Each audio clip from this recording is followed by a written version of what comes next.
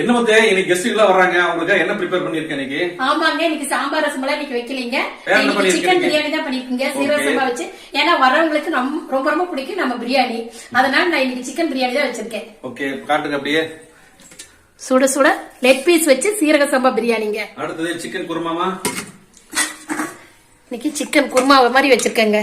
Okay, இது நல்லா இருக்கும், பிரியாணிக்கு நல்லா இருக்கும், ஒயிட் ரைஸ்க்கும் நல்லா இருக்கும். அடுத்தது இந்த தூய்மல்லி ரைஸா?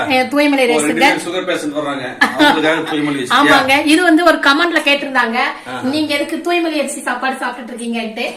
அவங்க கிட்ட நம்ம சொல்ல போறோம், நாங்க வந்து கைக்குத்தல் அரிசி, கவுனி அரிசி இதெல்லாம் நீங்க சாப்பிட்டுட்டு வந்தீங்கன்னா சுகர் கண்ட்ரோல்குள்ள வைக்கலாங்க. உங்களுக்கு பிடிச்ச காலிஃபிளவரும் முட்டையும் போட்டு ஒரு பொரியல் மாதிரி பண்ணிருக்கேங்க. ஓகே, அடுத்தது நம்ம தயிர் பச்சடியில என்ன வெங்காயம் போடலையா? வெங்காயம் போடலீங்க, இன்னைக்கு வெள்ளரிக்காய் தான். சூப்பரா இருக்கு, குளுகுளுன்னு இருக்கும் பிரியாணி சாப்பிட்டா, டைஜஷன் ஆகும். அடுத்தது நம்ம வேற என்னமா ஏதோ ஃப்ரை பண்ணிட்டு இருக்கு? ஆமாங்க, சிக்கன் ஃப்ரை தான் பண்ணிட்டு இருக்கேங்க.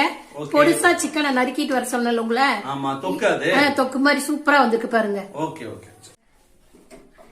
இன்னைக்கு நம்ம லஞ்ச் என்னன்னு பார்த்தாச்சுங்க. நாளைக்கு வேற ஒரு லஞ்ச் பண்ணி பார்க்கலாம். பாய்.